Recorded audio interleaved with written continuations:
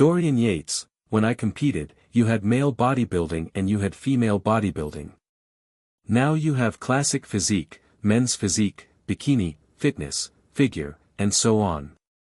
There's a whole industry now around it. It seems to me to be much less of a sport now, with all the other stuff that's going on. So, for me, it's much more material and superficial than it was back then. It was just more of a serious sport, whereas now it's a whole industry. And it's great, more people are going to the gym, so that's a good thing, but it has changed from the way things were when I was competing.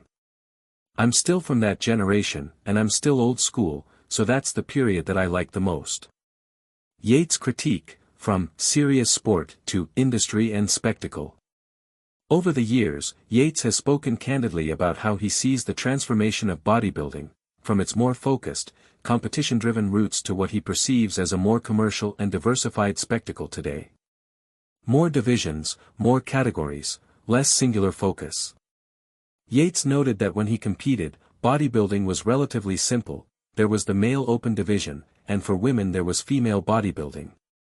Now, the sport has expanded to include many categories: classic physique, men's physique, bikini, figure, etc. This explosion of divisions, in his view, reflects a shift away from bodybuilding as a singular sport toward a broad and commercialized fitness industry. Popularity and fitness culture have diluted the competitive roots. In his era, many who trained did so with hopes of competing. The dream was to step on stage. Today, with gyms everywhere and fitness more mainstream, far more people lift for general health, aesthetics, or social media visibility, not necessarily competition. Yates sees this as a dilution of what bodybuilding once represented. Focus on look, followers, and industry appeal over raw physique performance and seriousness. He has repeatedly said that during his career, bodybuilding for him was the mission: training, dieting, muscle development, conditioning, all for the competition. In contrast, he suggests many modern practitioners shift focus toward social media attention, image, brand, or lifestyle, which, in his eyes, makes the sport more superficial. Standards have changed, and not always for the better. In a recent interview, Yates criticized how many modern competitors seem to have weaker calves or forearms, or lack proportionality in some muscle groups. According to him, certain standards of balance and complete physique development have eroded. Nostalgia for old-school grit, intensity, and self-mastery. Yates frequently recalls that during his time, bodybuilding was a mission of self-mastery, not about cameras, hashtags, or likes. Yates seems to accept some positives of the modern evolution: more people training, more interest in physique and health, but he also clearly misses the serious sport approach, less overshadowed by media and commercial factors. What changed, then versus now, according to Yates? Yates era, 90s, primarily men's open bodybuilding, plus women's bodybuilding. Main divisions/focus. Athlete motivation.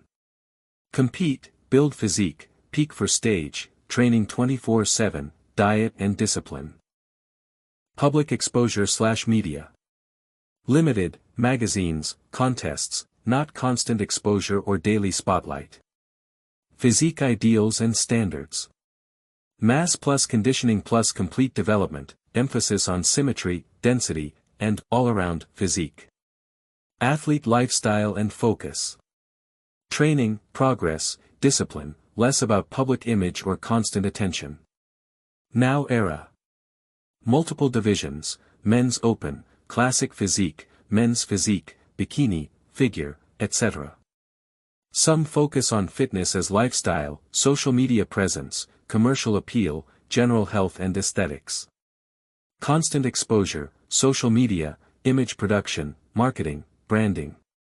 More niche divisions with varied ideals, e.g. shredded but lean, classic proportions, or mass monster, bulk, sometimes sacrificing symmetry or balance development.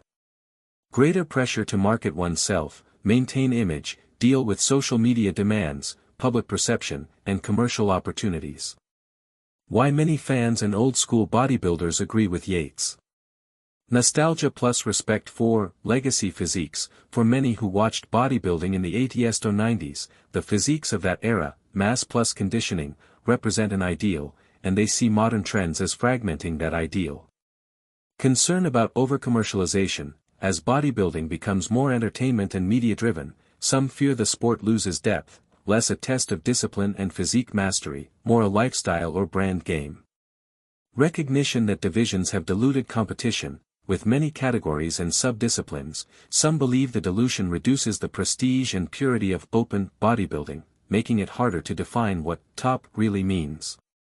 Desire for authenticity and realness. Figures like Yates evoke a time when bodybuilders were underground, training hard, dieting strict, without flashy photo shoots, sponsorship deals, or constant social media presence.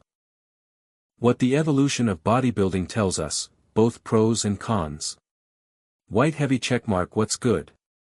More inclusivity and options. Not everyone wants or can pursue mass monster physiques. New divisions allow people to train according to their goals. Classic aesthetics, moderate size, physique lean and functional. Fitness democratization. The expansion of fitness culture means more people care about health, physique, and training. Gyms are more accessible, and more people engage in strength training, which is positive overall. Specialization and diversity. Different divisions let competitors specialize, focusing on shape, classic physique, conditioning and proportions, men's physique, or other ideals, catering to a wider audience with varying preferences. What's lost, according to Yates/traditionalists? Unified standard of bodybuilding excellence. With many divisions, the idea of what is considered the top physique becomes fragmented. Each division has different judging metrics, making comparisons tricky. Focus on substance over style/marketing. When media, social media, branding, and image become central, there's a risk that training, discipline, and real physical development take a back seat to aesthetics, popularity, or hype. Dilution of competition intensity. With so many categories, fewer people might be chasing the ultimate bodybuilding crown, which can lower the pressure, drive, and tradition associated with elite competition. Conclusion. Yates' view: respect the past, accept the change, but remember what it took. Dorian Yates' reflections on how bodybuilding has changed offer a sobering, honest take from someone who lived, and dominated, in what many consider a golden era. He doesn't dismiss modern bodybuilding entirely, he seems to recognize its benefits: more participation, more options, more diversity. Yet his nostalgia, for focused discipline, serious competition, and straightforward muscle building, resonates today with fans and bodybuilders who wonder if all the diversity and spectacle came at the cost of purity and tradition. For him, bodybuilding was never about lights, cameras, or marketability. It was about pushing your body, earning your shape, and mastering your physiology, in the gym, quietly grinding, then revealing the results on stage. And for many, that era remains special. Whether you agree or not with Yates' assessment, his perspective reminds us that change, for all its advantages, often comes with trade-offs. The industry that modern bodybuilding has become carries opportunities, but also challenges to what the sport stands for at its core.